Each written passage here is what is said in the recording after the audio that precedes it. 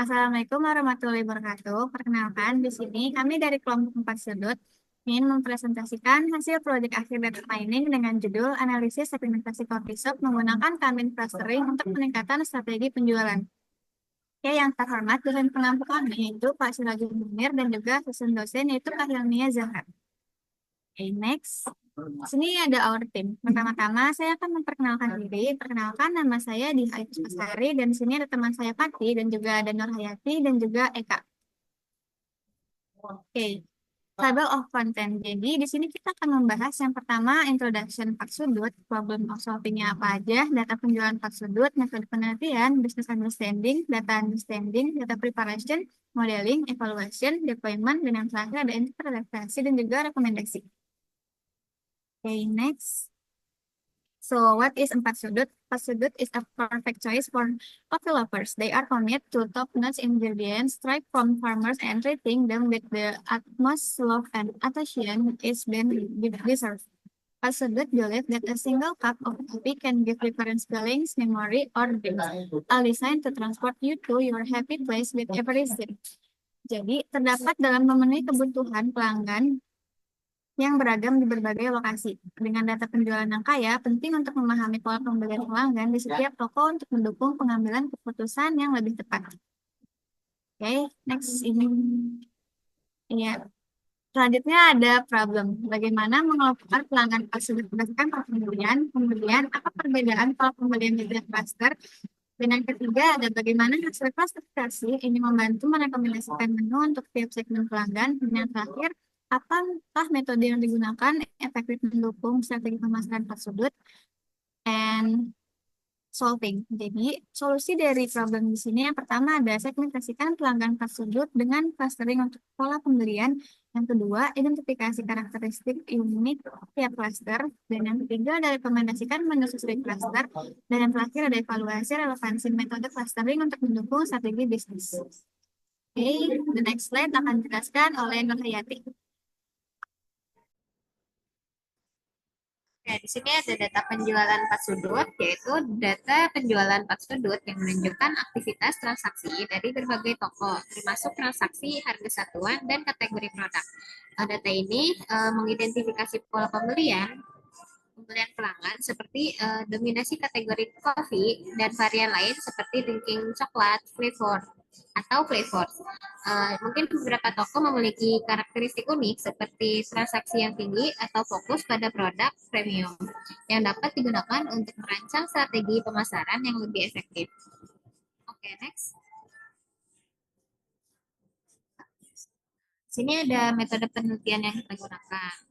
Penelitian ini menggunakan kerangka CRISP DM untuk proyek data mining dari pemahaman bisnis hingga penerapan model. Menggunakan algoritma Cummins clustering yang dipilih untuk mengelompokkan data karena kemampuannya dalam unsupervised learning dan memudahkan implementasinya. Oke, next. Di sini ada business understanding, yaitu tahap awal. Di sudut ini ingin meningkatkan penjualan dan loyalitas pelanggan dengan mengelompokkan toko berdasarkan pola pembelian. Dengan karakteristik unik dari tiap kelompok akan dianalisis untuk memberikan rekomendasi produk yang sesuai, memastikan strategi pemasaran lebih efektif, dan mendukung tujuan bisnis. Oke, selanjutnya akan dijelaskan oleh Eka. Oke, selanjutnya ada data understanding. Yang pertama itu ada isi kolom. Data penjualan 4 sudut berisi 153.624 entry dengan 11 kolom. Mencakup informasi transaksi seperti ID transaksi, tanggal, dan waktu transaksi, serta jumlah pembelian. Data ini juga memuat lokasi toko, produk yang terjual, kategori produk, tipe produk, detail produk, dan harga satuan. Format data terdiri dari tipe numerik, float 64, dan integer 64, dan kategori objek. Anomalinya, dataset ini memerlukan pembersihan lebih lanjut, termasuk menangani sesuatu yang tidak wajar di beberapa kolom Langkah ini penting untuk memastikan kualitas data sebelum analisis. Next.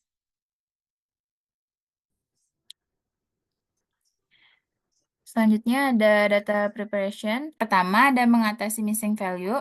Missing value pada kolom transaction kita yaitu 1693 baris diisi dengan median untuk menjaga validitas data. Yang kedua ada mengatasi data duplikat sebanyak 3717 baris duplikat dihapus untuk memastikan akurasi analisis. Menangani outlier untuk kolom transaksi KTY lagi 4, 6, dan 8 diganti dengan median untuk menjaga distribusi data. Yang keempat ada menangani outlier nilai negatif dan ekstrim. Misalnya minus 10, 9.999 diganti dengan median.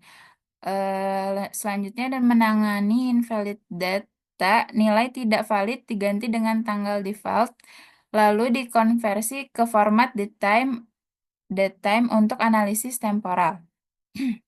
Selanjutnya ada mengatasi text error, store location, help kitchen diperbaiki menjadi konsisten. Yang terakhir ada mengatasi text error, produk kategori oh no, diganti menjadi modus yaitu coffee. Next, selanjutnya akan dijelaskan oleh Pati.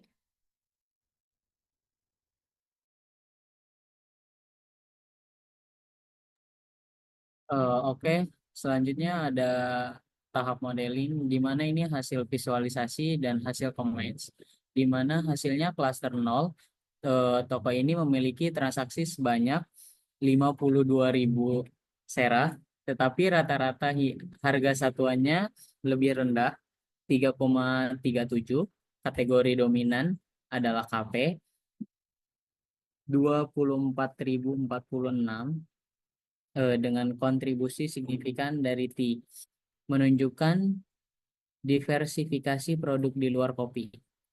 Selanjutnya ada klaster 1, toko ini mencatat penjualan tinggi 73.512, meskipun jumlah transaksi lebih rendah 49.225.000. Produk KP mendominasi 31.163, diikuti dengan penjualan menonjol pada Flavors 4,664, menunjukkan fokus pada produk pendukung seperti sirup atau topping. Klaster 2, toko ini menggabungkan transaksi tinggi 52.249 dengan harga satuan tertinggi 3,39 ribu, mengindikasikan penjualan lebih banyak produk premium. Kategori utama adalah KP 32.111 dengan kontribusi signifikan dari drinking coklat 5,673, menunjukkan daya tarik produk coklat. Selanjutnya ada tahap evaluasi, di mana nilai Davis Building Index yang diperoleh adalah 0,577, yang menunjukkan bahwa pemisahan antar klaster cukup baik, namun hasil masih memiliki potensi untuk ditingkatkan dengan mengeksplorasi jumlah klaster yang berbeda atau metode evaluasi lainnya. Selanjutnya ada tahap deployment, di mana tahap deployment ini mencari hasil klasterisasi yang telah dilakukan dapat diterapkan untuk mendukung strategi bisnis perusahaan. Strategi pemasaran yang dipersonalisasi ini fokus pada strategi pada peningkatan penjualan produk Flavors dengan memberikan promo bundling bersama kategori utama seperti KP, Lower Manhattan. Selanjutnya ada Hell's Kitchen. Kembangkan strategi pemasaran untuk produk premium seperti drink coklat, berikan program royalitas atau promosi eksklusif untuk pelanggan premium. Tingkatkan fokus pemasaran untuk kategori tea, serta dengan menambahkan varian rasa baru atau promosi diskon pada produk tea Astoria. Selanjutnya akan dijelaskan oleh Eka. Oke, selanjutnya ada interpretasi dan rekomendasi strategi pemasaran dan promosi yang disesuaikan. Yang pertama itu di store Lower Mahantam. Untuk di store daerah Mahantam, kami merekomendasikan untuk membuat paket banding produk untuk meningkatkan penjualan kombinasi. Selanjutnya di daerah Hell Kitchen, eh, dengan kita meninggikan promosi pada menu drinking coklat untuk menarik pelanggan yang mencari variasi atau minuman non-kafein. Yang selanjutnya ada di store Astoria. Eh, Kami merekomendasikan untuk membuat event bertema teh seperti Tea Tea Appreciation Day untuk menarik pelanggan yang baru sekaligus meningkatkan loyalitas pelanggan yang sudah ada. Next, selanjutnya akan disampaikan oleh Nurhayati. Oke. Di sini interpretasi dan rekomendasi dari pengelolaan inventaris. Untuk Lower Manhattan, di sini kita harus memastikan ketersediaan stok kopi dan flavors yang tetap terjaga, yang terutama di musim promosi.